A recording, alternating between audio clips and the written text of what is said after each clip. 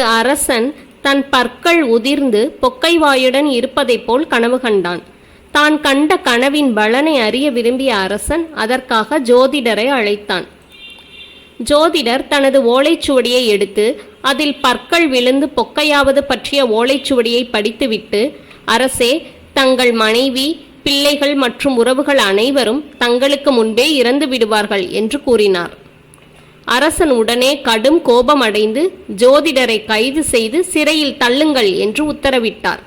அதன் பிறகும் அரசனின் மனம் திருப்தி அடையவில்லை. வேறொரு ஜோதிடரை வரவழைத்து அவரிடம் தன் பொக்கைவாய் கனவை பற்றி கூறி அர்த்தம் என்ன என்று கேட்டார். அந்த ஜோதிடரும் அதே மாதிரியான ஓலைச்சுவடியைத்தான் வைத்திருந்தார். அவரும் அதை பார்த்துவிட்டு, அரசே, தாங்கள் சொந்த பந்தங்களை விட நீண்ட காலம் நீடூடி வாழ்வீர்கள் என்று கூறினார்.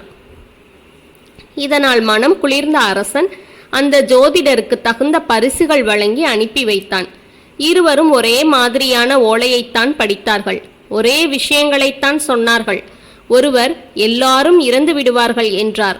இன்னொருவர் எல்லோரையும் கடந்து வாழ்வீர்கள் என்றார். அவ்வளவுதான் வித்தியாசம்.